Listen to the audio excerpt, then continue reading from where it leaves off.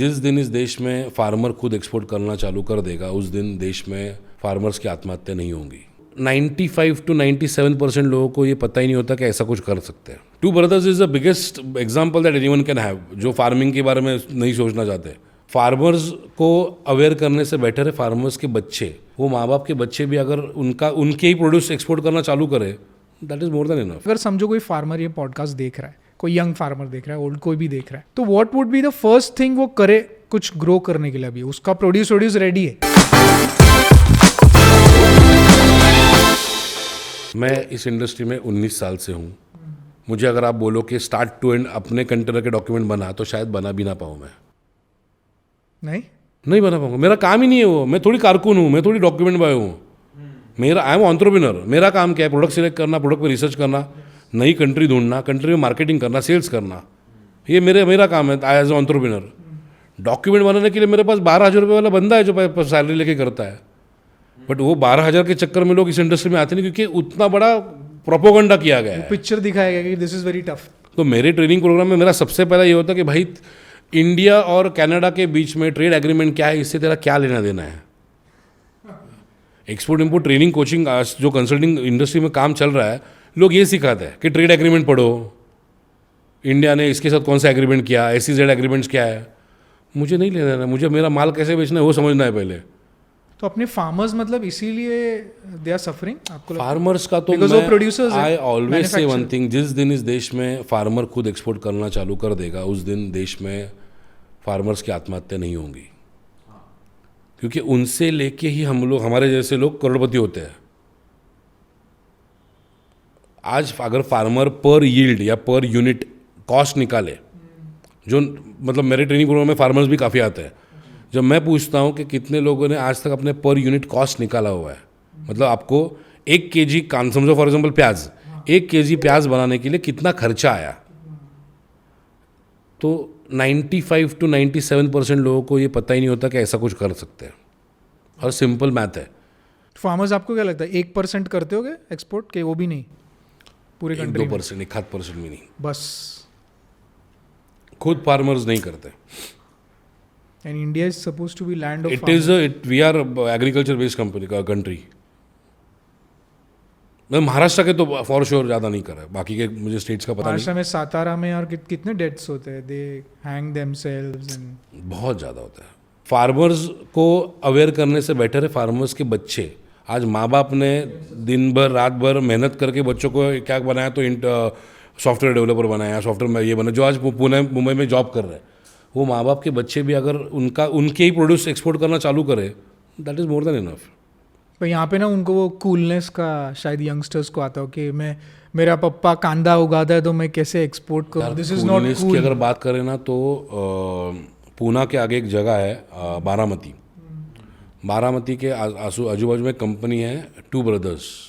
हाँ, two brothers है ना, फार्मिंग करके उन्होंने करोड़ों का बहुत बड़ा एम्पायर बना लिया। घी और सब कुछ टू ब्रदर्स देते हैं। हाँ, और क्या अच्छा मार्केटिंग भी कि एकदम ऐसा लगता है कि अरे मैं खेत से ही खा रहा हूँ। एग्जैक्टली, सो अल्टीमेटली वही हो ना, पैकेजिंग कैसे कर रहे हो। इवन टू ब्रदर्स आपने बोला, इवन सुला इज अ प्रोडक्ट ऑफ कि सुला के पास जमीन, तो उसका फादर शायद बेचने वाला तो उसके बच्चों ने बोला कि हम कुछ करते हैं यहाँ पे। Even that is a product, multiple examples. So these examples are not glamorised unfortunately. Two brothers is the biggest example that anyone can have, जो फार्मिंग के बारे में नहीं सोचना चाहते। आपने ना एक बहुत सही चीज़ बोली थी कि फार्मर्स से जो लोग काम कर रहे, जो प्रोड्यूसर्स हैं, मैन्युफैक्चरर्स है, उससे हम लोग कमाते हैं और पैसे वाले बन जाते हैं। तो अभी मेरे को एक चीज़ पूछना है, अगर समझो कोई फार्मर ये पॉडकास्ट देख रहा है, कोई यंग फार्मर देख रहा है, ओल्ड कोई भी देख रहा है, तो what would be the first thing वो करे कुछ ग्रो करने के लिए? अभी उसका प्रोड्यूस रेडी है। सबसे पहले तो उनके पास प्रोडक्ट है उसके पास प्रोडक्ट रेडी है, उनको नेक्स्ट स्टेप करना है, मेरा प्रोडक्ट कौन सी कंट्री में जा सकता है।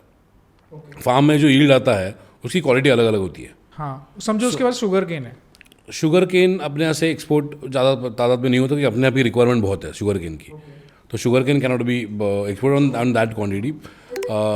ग्रेप्स है उसके पास। सो ग्रेप्स अगर आपको यील्ड आप निकाल रहे हो, तो आप बिफोर हैंड, आप यील्ड करने के पहले या सीडिंग करने के पहले आप आइडेंटिफाई करो कि कौन से कंट्री में कौन से क्वालिटी के ग्रेप्स चले जाते हैं। Accordingly you start pitching. और ये ऑनलाइन आइडेंटिफाई करना ऑनलाइन आइडेंटिफाई करना, इसमें गवर्नमेंट की वेबसाइट्स है जो commerce.gov.in मैंने बोला, उसी पे आपको सब पता चल जाएगा कि कौन से कंट्री में कौन से ग्रेप्स जाते हैं, तो वो पता चल गया, then you start marketing in that country. Marketing के लिए डिजिटल प्लेटफॉर्म्स की यूटिलाइजेशन कर सकते हैं या फिर एग्जीबिशंस है। मार्केटिंग एज इन आप बोल रहे हो वहाँ पे मैं कंपनीज को मेल करूँ वहाँ पे I have companies- this produce, are you Yes, interested, absolutely this right, is yes, absolutely that is marketing, correct. So marketing करने स्टार्ट करें और साइमल्टेनियसली आपका यील्ड आते आते आपको बायर कम्युनिकेशन चालू हो जाएगा। लोग क्या करते हैं, प्रोड्यूस बाहर आने के बाद मार्केटिंग चालू करते हैं, क्योंकि एक तो पेरिशेबल प्रोडक्ट है, लेट हो जाता है। और इसमें और एक चीज़ है, मोस्टली अपने फार्मर्स के पास ये डिजिटल जो आपने बोला कि ऑनलाइन ढूंढ लो, फैसिलिटी नहीं होती है। gov.in पे commerce.gov.in पे चले जाओ, ये फैसिलिटी भी नहीं होता है, कभी कभी वो नॉलेज भी नहीं होता, because they are old and they have not been. So knowledge के लिए अगर बात करें तो ये सारी चीज़ें मैं बता रहा हूँ, ये सारी चीज़ें मैं अपने 4 घंटे के वर्कशॉप में 99 रुपीज़ में सिखाता हूँ। तो वो अगर वो भी करके 4 अगर घंटे में ही? 4 घंटे में 90 प्रोसेस है, सिस्टम्स है, I show it to them कि एक्चुअली कैसे करना चाहिए। उसकी रिकॉर्डिंग चाहिए तो रिकॉर्डिंग भी ले सकते हैं, they can refer it and go ahead with that for finding the countries. या फिर दूसरा एक ऑप्शन ऐसा है कि आपकी जो अथॉरिटी है, मतलब हर एक इंडस्ट्री की अपनी अथॉरिटी रहती है, एग्रीकल्चर के लिए अपेडा है, मरीन के लिए एम्पेडा है, आप अपेडा के पास अप्रोच करो। कर सकते हैं। अपेडा, हाँ obviously, APEDA wants people to register with them, 5,700 रुपये चार्ज करते हैं, उनके पास रजिस्टर करो। वो जितने भी एग्जीबिशन में पार्टिसिपेट करेंगे, वो वहाँ पे पार्टिसिपेट करने के बाद उनको जो भी डेटा आएगा वो आपके साथ शेयर करते हैं कि इन लोगों को ये प्रोडक्ट की रिक्वायरमेंट है, आप अप्रोच करो। My mentor gave me a formula which I am utilising it, कि आपका जो भी इनकम है, 10,000 हो, 10 लाख हो या 10 करोड़ रुपए हो, आपका 55% में आपके नेसेसिटीज़ कंप्लीट होने चाहिए। मतलब आपका EMI, रेंट है तो rent, light bills, mobile phones, जो भी जो खर्चे के अलावा अगला महीना पहुंच नहीं पाओगे, वो 55% में ख़त्म होने चाहिए। 15% में आपका इन्वेस्टमेंट्स होना चाहिए, या फिर 15% में इन्वेस्टमेंट्स, 10% आपका saving, 10% has to be for your entertainment. आपकी पोजीशन अच्छी हो या बुरी हो, एंटरटेनमेंट इज़ मस्ट। लोग क्या करते हैं, जब बुरा टाइम आता है तो एंटरटेनमेंट बंद कर देते हैं। At last we are human beings, we need something to revive our minds. Vacation पे नहीं जाएंगे और वो सब। वेकेशन पे भले यूरोप ना जाओ, अपने खुद के गांव तो जा सकते हो, या ऐसी जगह पे जा सकते हो जहाँ पे खर्चा, but that change needs to be there, because वहीं से आपको नई रिक्रिएट हो जाओ चीज़ें होती है आपकी। या किसी मंदिर चले जाओ, and 5% has to be for your contribution. जो भी आप कॉज में बिलीव करते हो, पैसा कम है तब से अगर डोनेशन करना चालू करोगे, पैसा जो आएगा ना, यू कांट बिलीव, वो पैसा बहुत अलग लेवल पे आता है। And this is what people don't know कि पैसे का मैनेजमेंट कैसे करना है। आई हैव सीन पीपल जिनका सैलरी 1,15,000, 1,00,000, 1,50,000, 1.5 लाख है, और 1,10,000 का आईफोन लेके घूम रहे हैं। ज़रूरत क्या है?